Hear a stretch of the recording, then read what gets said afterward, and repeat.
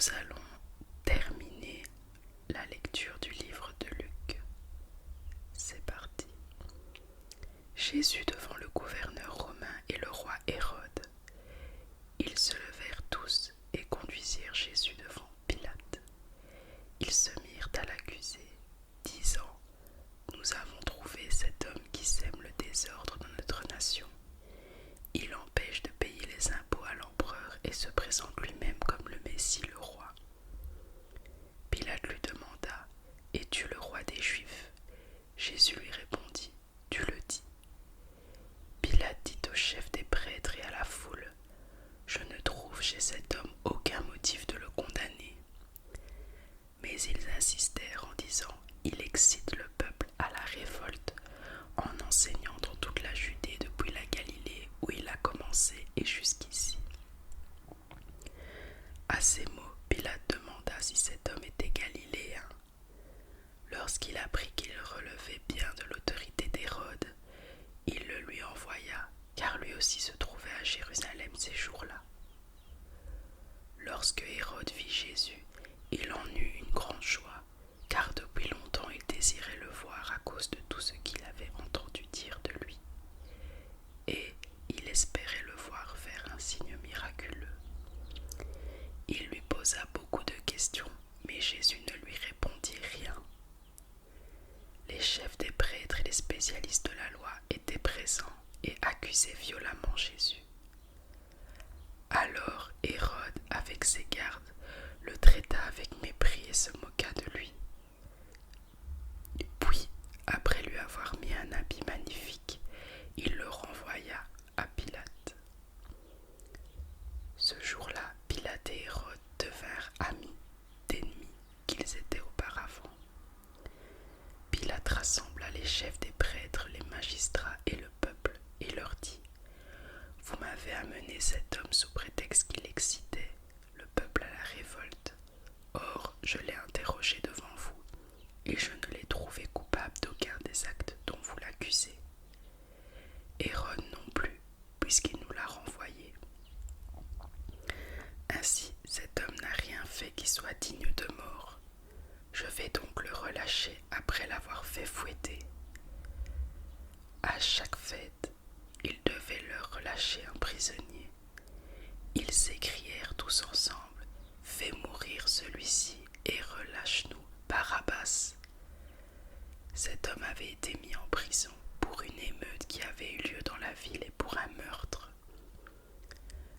Pilate leur parla de nouveau dans l'intention de relâcher Jésus, mais ils criaient : « Crucifie-le, crucifie-le !» Pour la troisième fois, Pilate leur dit : « Quel mal a-t-il fait ? Je n'ai rien trouvé en lui qui mérite la mort. Je vais donc le relâcher après l'avoir fait fouetter. » Cependant, ils insistaient à grands cris, demandant qu'il soit crucifié, et leurs cris l'emportèrent avec ceux des chefs des prêtres. Pilate décida de leur accorder ce qu'ils demandaient. Il relâcha celui qui avait été mis en prison pour émeute et pour meurtre, et qu'ils réclamaient, et il livra Jésus à leur volonté. Crucifixion et mort de Jésus. Comme ils l'emmenaient, ils s'emparèrent d'un certain Simon de Cyrène, qui revenait des champs, et ils le chargèrent de la croix pour qu'il la porte derrière Jésus. Il était suivi par une grande foule composée de membres du peuple et de femmes qui se frappaient la poitrine et se lamentaient sur lui. Jésus se tourna vers elle et dit : « Femmes de Jérusalem, ne pleurez pas sur moi, mais pleurez sur vous et sur vos enfants. En effet, voici que viennent des jours où l'on dira : heureuses celles qui sont stériles, heureuses celles qui n'ont pas eu d'enfants et celles qui n'ont pas allaité. Alors on ne se mettra à dire aux montagnes : tombez sur nous, et aux collines : couvrez-nous. En effet, si l'on traite ainsi le bois vert, qu'arrivera-t-il au bois sec ? On conduisait aussi deux malfaiteurs qui devaient être mis à mort avec lui. Lorsqu'ils furent arrivés à l'endroit appelé le crâne, ils le crucifièrent là, ainsi que les deux malfaiteurs, l'un à droite, l'autre à gauche. Jésus dit: Père, pardonne-leur, car ils ne savent pas ce qu'ils font. Ils se partagèrent ses vêtements en tirant au sort. Le peuple se tenait là et regardait. Les magistrats eux-mêmes se moquaient de Jésus avec eux, en disant: Il en a sauvé d'autres, qu'il se sauve lui-même, s'il est le Messie, choisi par Dieu. Les soldats aussi se moquaient de lui. Ils s'approchaient pour lui présenter du vinaigre, en disant: Si tu es le roi des Juifs, sauve-toi toi-même.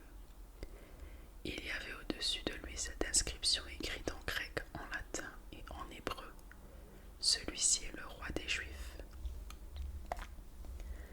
L'un des malfaiteurs crucifiés avec lui l'insultait en disant: Si tu es le Messie, sauve-toi toi-même et nous avec toi.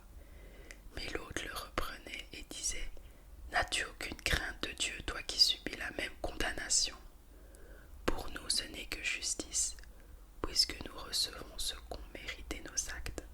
Mais celui-ci n'a rien fait de mal. Et il dit à Jésus: Seigneur, souviens-toi de moi quand tu viendras régner. Jésus lui répondit: Je te le dis en vérité, aujourd'hui tu seras avec moi dans le paradis. C'était déjà presque midi, et il y eut des ténèbres sur tout le pays, jusqu'à 3 heures de l'après-midi.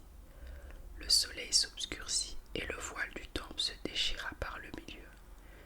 Jésus s'écria d'une voix forte: Père, je remets mon esprit entre tes mains. Après avoir dit ces paroles, il expira. Voyant ce qui était arrivé, l'officier romain rendit gloire à Dieu en disant: Certainement cet homme était juste. Après avoir vu ce qui était arrivé, tous ceux qui en foule assistaient à ce spectacle repartirent en se frappant la poitrine. Tous ceux qui connaissaient Jésus, et en particulier les femmes qui l'avaient accompagné depuis la Galilée, étaient restés à distance et regardaient ce qui se passait. Mis au tombeau du corps de Jésus, il y avait un membre du Sanhédrin du nom de Joseph, homme bon et juste. Il ne s'était pas associé à la décision et aux actes des autres. Il était d'Arimathée, ville des Juifs, et il attendait lui aussi le royaume de Dieu. Il alla trouver Pilate et demanda le corps de Jésus. Il le descendit de la croix, l'enveloppa dans un drap de lin et le déposa dans un tombeau taillé dans la roche, où personne n'avait encore été mis. C'était le jour de la préparation du sabbat. Le sabbat allait commencer. Des femmes qui étaient venues de la Galilée avec Jésus accompagnèrent Joseph. Elles virent le tombeau et la manière dont le corps de Jésus y fut déposé. Puis elles repartirent et préparèrent des aromates et des parfums. Le jour du sabbat, elles se reposèrent comme le prescrit la loi. Résurrection de Jésus. Le dimanche, elles se rendirent au tombeau de grand matin avec quelques autres, en apportant les aromates qu'elles avaient préparés. Elles découvrirent que la pierre avait été roulée de devant le tombeau. Elles entrèrent, mais elles ne trouvèrent pas le corps du Seigneur Jésus. Comme elles ne savaient pas que penser de cela, voici que 2 hommes leur apparurent, habillés de vêtements resplendissants. Saisies de frayeur, elles tenaient le visage baissé vers le sol. Les hommes leur dirent: Pourquoi cherchez-vous parmi les morts celui qui est vivant? Il n'est pas ici, mais il est ressuscité. Souvenez-vous de ce qu'il vous a dit lorsqu'il était encore en Galilée. Il faut que le Fils de l'homme soit livré entre les mains des pécheurs, qu'il soit crucifié et qu'il ressuscite le 3e jour. Elles se souvinrent alors des paroles de Jésus. À leur retour du tombeau, elles annoncèrent tout cela aux 11 et à tous les autres. Celles qui racontèrent cela aux apôtres étaient Marie de Magdala, Jeanne, Marie la mère de Jacques, et les autres femmes qui étaient avec elles. Mais ils prirent leur discours pour des absurdités. Ils ne crurent pas cette femme. Cependant, Pierre se leva et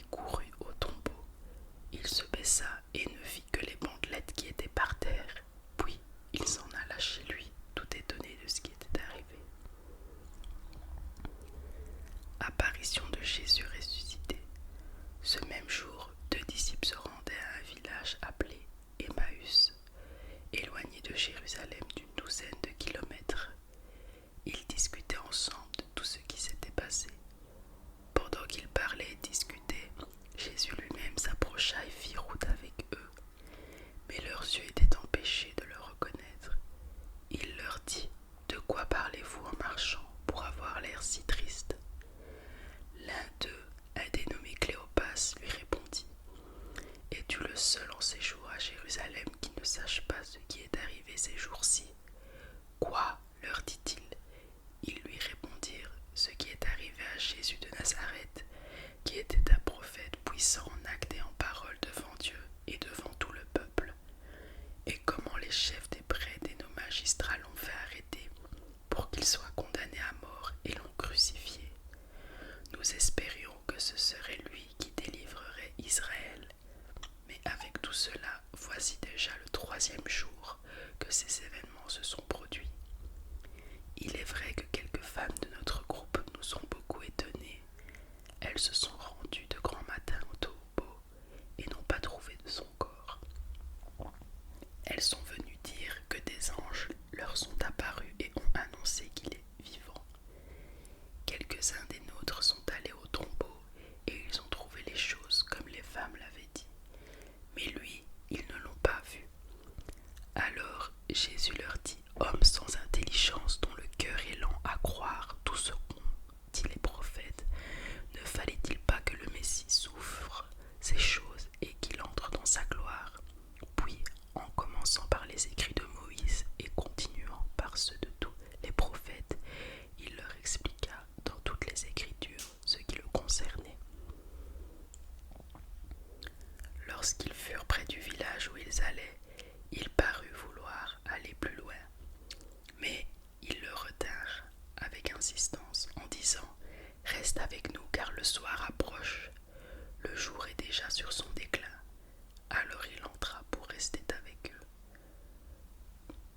Pendant qu'il était à table avec eux, il prit le pain et après avoir prononcé la prière de bénédiction, il le rompit et le leur donna. Alors leurs yeux s'ouvrirent et ils le reconnurent. Mais il disparut de devant eux.